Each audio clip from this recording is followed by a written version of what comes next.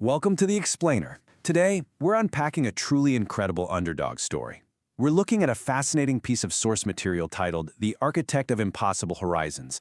And let me tell you, it's going to completely change how you view success, isolation, and, well, the sheer power of dreaming way beyond the confines of our own planet.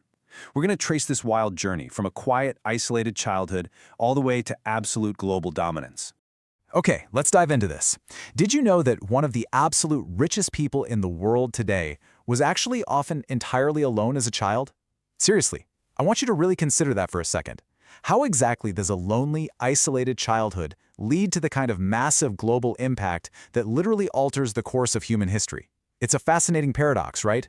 Because we usually tend to think of highly successful people as these naturally charismatic leaders from day one. But the sources tell a very, very different story here. Because this is the story of Elon Musk. We're going to trace this unbelievable transition from a kid who was relentlessly bullied at school all the way to a world-famous billionaire. It's the story of a kid who spent hours just completely lost in books and whose dreams were honestly never really grounded on Earth at all. No, his dreams were always directed straight towards space. Section 1. The Lonely Outsider. So, I want you to try and step into the shoes of this really quiet child. The story kicks off here in 1971, in Pretoria, South Africa. And from the very get-go, he stood out. But, not really in the way you might expect. Instead of playing the normal games all the other kids were playing, he was incredibly shy, super quiet, and just completely disconnected from the usual childhood stuff going on around him. I mean, imagine having dreams that are so far beyond the everyday world that you just simply don't fit in. So how did he fill all that isolation? Well, instead of playing outside, he retreated inward. He retreated into books. The sources actually note that he read books for many, many hours every single day. And he wasn't just reading comic books or anything. He was totally obsessed with science, with space, with computers, and with the future. He was essentially building the architecture of his future mind, while everyone else was just out playing tag.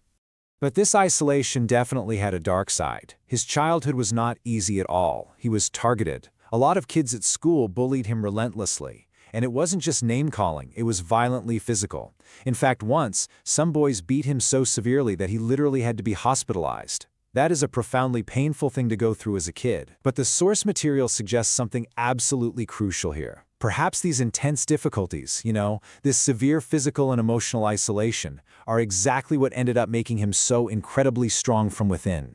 And wow, did that internal strength manifest early.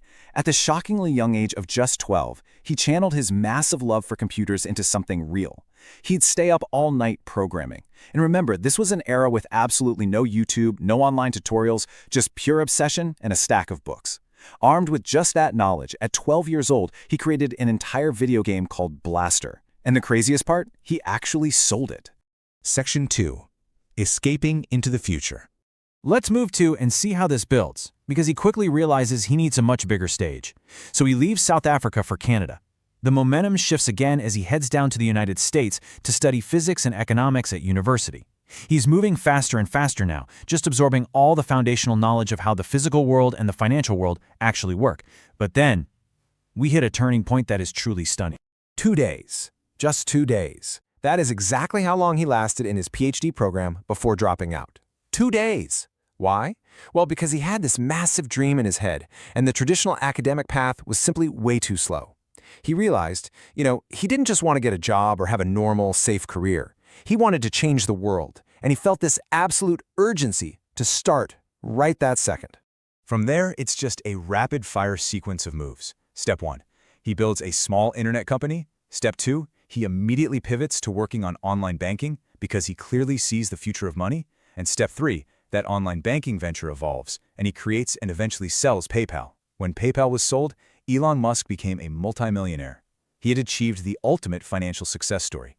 I mean, most people would just stop right there, buy an island and relax forever, right? Section 3. 2 Dangerous Dreams. So, the crucial point is, this is the ultimate turning point in our explainer today. Instead of using his newfound wealth to buy luxury, he bets absolutely everything on ideas that everyone else thought were completely 100% impossible. Just look at the sheer scale of these dual ambitions. He chose 2 incredibly dangerous dreams. First, making electric cars viable for the mass market with Tesla. And second, literally sending human beings to Mars with SpaceX. He was trying to revolutionize transportation on Earth while simultaneously trying to conquer interplanetary space travel. Talk about swinging for the fences. And what do you think the reaction was to those incredibly audacious goals? People openly laughed at him. They literally looked at him and said, "This is crazy." The public, the media, the so-called industry experts, they all doubted him. When these now famous companies were really nothing more than risky, dangerous dreams. Yet today, Tesla and SpaceX are famous all over the entire globe. But despite creating these massively dominant companies, who is the actual man behind them today? The sources give us some really deeply humanizing details. He still loves video games, just like that 12-year-old kid. He still watches sci-fi movies. He often works entirely through the night. He prefers just simple food, and honestly, he's often so totally consumed by his massive visions and his work that he completely forgets to even eat.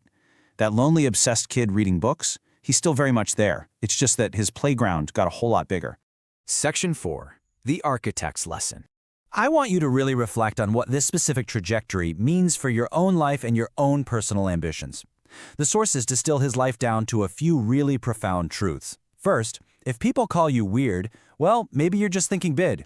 Being an outsider, having these unconventional interests that people just don't get, those aren't necessarily flaws at all. In fact, often, they're the absolute prerequisites for doing massive, unprecedented things. Because think about it, if everyone understands your dream right away, it probably isn't big enough. And this brings us right back full circle to the question we asked at the very beginning of this explainer. Sometimes the people who change the world are the exact same people who are the loneliest in their childhood. That isolation, it essentially forces you to build your own inner world. And sometimes that inner world becomes so powerful that it eventually reshapes the outer world we all live in. I want to leave you with this final, incredible thought. Dream so big that people laugh at you. Because maybe tomorrow, that same dream will change the world. So let me ask you, what is the dream you've been hiding because you're afraid people might laugh? Thank you so much for exploring this fascinating story with me today. Keep learning, keep questioning, and above all, keep dreaming big.